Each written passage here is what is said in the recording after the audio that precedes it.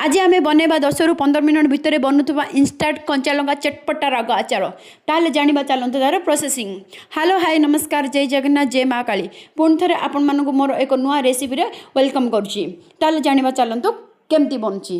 मुझे 250 ग्राम कंचा लंका नहीं तार डेम्फ बाहर करी ताको भलसे धोईकी पोछि नहीं भलसे पानी रखा देवेनि भलसे पोछि ने पोछि नेला परे ताको 2 ରୁ 3 फाड़ लाखे काटी नेबे।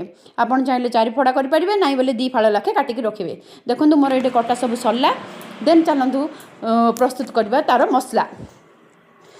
देखो मुझे मसला नहीं 2 स्पून सोरिष 1 स्पून मानमधुरी हाफ स्पून मेथी ताकू नहीं भलसे कड़े गरम कर पकईदे भलसे भाजी ने भाजी नेला गोटे थाली रे बाहर कर रखिदे ठंडा हाँवाई कहीं ठंडा है पर ग्राइंडिंग करवा।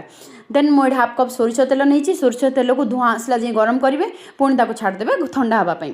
धीरे जाए ठंडा है देखो मुझे मसला ग्राइंडिंग कर नहीं तेल भी ठंडा है। देन मसला आनी कंचा लंका पकई देती देन से हल्दी गुंड देन काश्मीरी लंका चिली स्वाद अनुसार लुण 1 स्पून कला जीरा 1 पिंच हेंगु आउ ठंडा होता सोरष तेल पकईदेवे।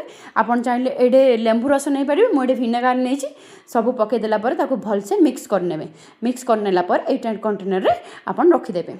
आपन चाहिए 2 ରୁ 3 दिन खरा दे खाइबे नाइ बेले एमती इंस्टेंट भी खाइबे रुटी परोटा भात रे जो थे भी खांदु बढ़िया टेस्टी लागिबो।